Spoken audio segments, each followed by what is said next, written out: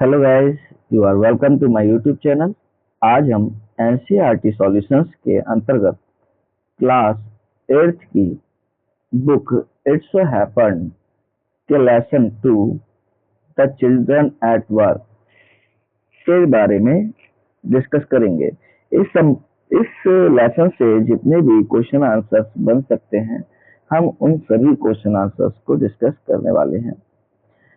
तो the compression 1 है और इससे रिलेटेड फर्स्ट क्वेश्चन है, Velu stood on the platform, but he felt as if he was still on a moving train.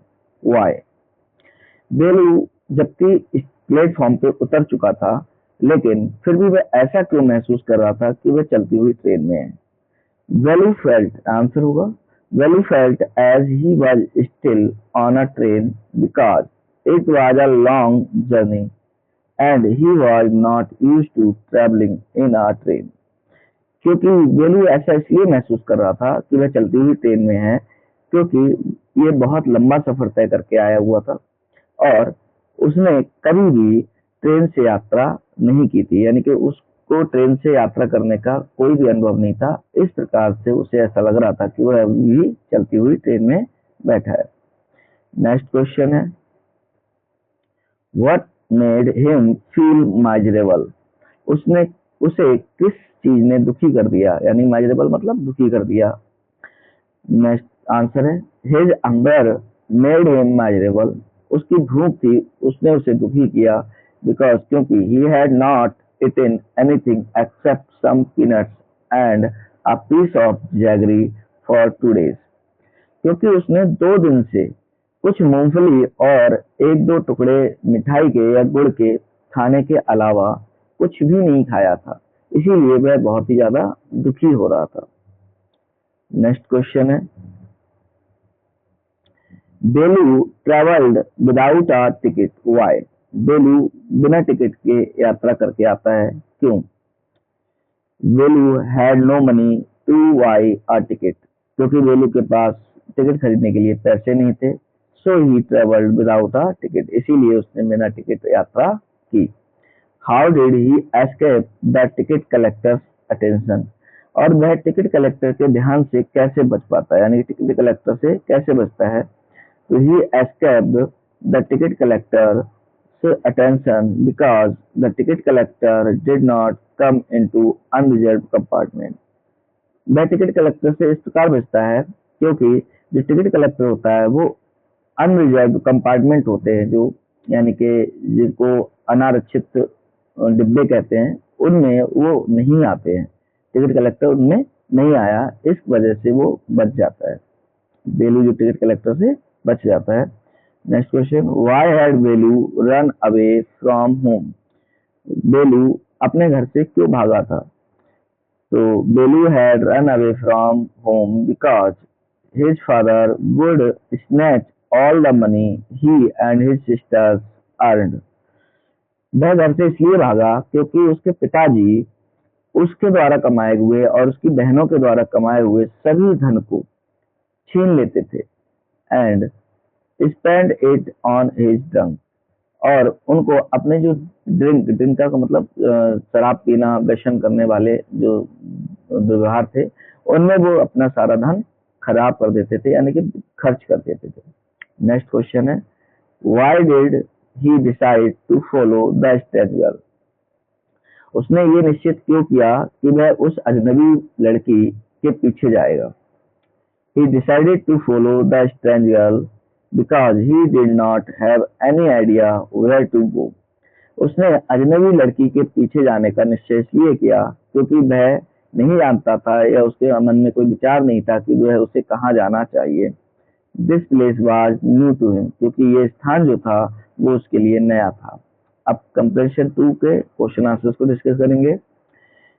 Question number 1, can बेलू read Tamil and English? How do you know? क्या बेलू जो था तमिल और इंग्लिश को पढ़ना जानता था? आप ये किस तरह से कह सकते हैं? बेलू रीड ओनली तमिल। बेलू को केवल तमिल पढ़नी आती थी, बट नॉट इंग्लिश, इंग्लिश पढ़नी नहीं आती थी। When he saw the huge sign boards in English, he could not read them। जब उसने बड़े बड़े साइन बोर्ड देखे अंग्रेजी में लिखे हुए तो वह उनको नहीं पढ़ सका, but when he saw the Tamil sign on the central jail building, जब उसने सेंट्रल जेल की जो इमारत थी उस पर तमिल साइन देखा तो he was able to read it, तो उसने उसको पढ़ लिया। यानी कि वह जब तमिल साइन को देखता है जो सेंट्रल जेल के ऊपर लिखा हुआ था तो उसको वह पढ़ लेता है, लेकिन बाकी जो इंग्लिश में लिखे हुए सभी साइन बोर्ड थे उनको नहीं पढ़ पाता है। नेक्स्ट क्वेश्चन है, if you are not careful you will soon be counting bars there, the girl said. लड़की कहती है यदि तुम सावधान नहीं रहोगे तो तुम शीघ्र ही जेल के अंदर होगे या तुम जेल में चले जाओगे। What is the reference to, वह किस कार्य के लिए कह रही है, किस लिए कह रही है। She is referring to the central jail, यानी कि जो वार्स का मतलब है वहां पे ये बता रही है कि तुम सेंट्रल जेल में चले जाओगे। What does she mean when she says if you are not careful? और जब वह ये कहती है कि तुम सावधान नहीं रहोगे तो इसका मतलब क्या है, क्या कहना चाहती है। तो she means that Velu should not do anything wrong, otherwise he would be sent to jail।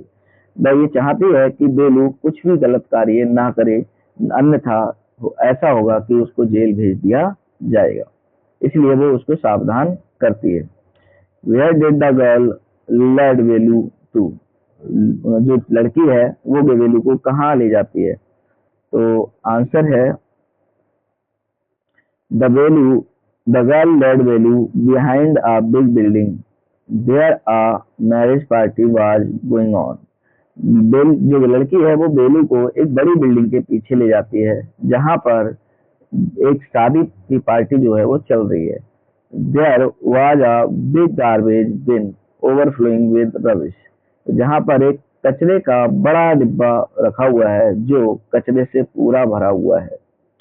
What did they get to eat? और वे वहां पर यानी कि उस कचरे के डिब्बे से क्या खाने के लिए प्राप्त करते हैं। बेलू got a banana and a बड़ा to eat।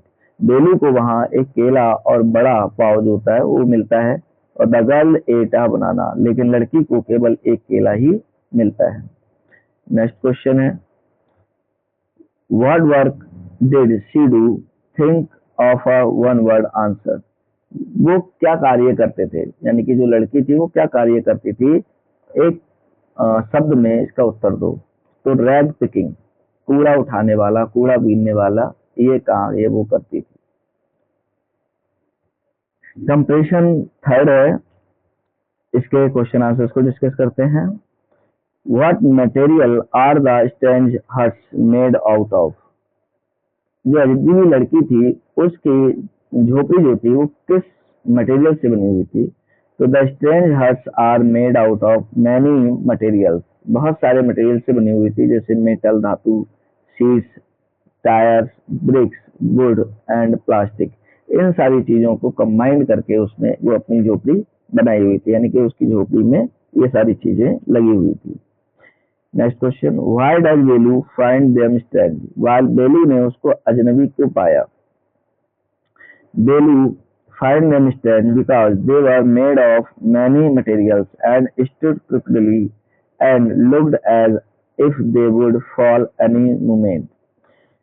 बेलू ने उसको अजनबी इसलिए पाया क्योंकि वह कई धातुओं से बनकर बनी हुई थी, कई सारी चीजों से मिलकर बनी हुई थी, और स्टूड क्रूडली यानी कि एक गिरने की अवस्था में खड़ी हुई थी, और उस किसी भी क्षण वो गिर सकती थी, इसलिए उसे अजीब लग रहा था। He had only seen the house in his village and they were made of mud and palm leaves। उसने केवल इस तरह के घरों को गांवों में देखा था, लेकिन वे घर मिट्टी और पाम लीफ से बने हुए होते थे, और उसके अलावा उसने और किसी प्रकार के घरों को नहीं देखा था। नेक्स्ट क्वेश्चन है, what sort of things did Jaya and children like her collect and what did they do with those things? What sort of things did Jaya and children like her collect?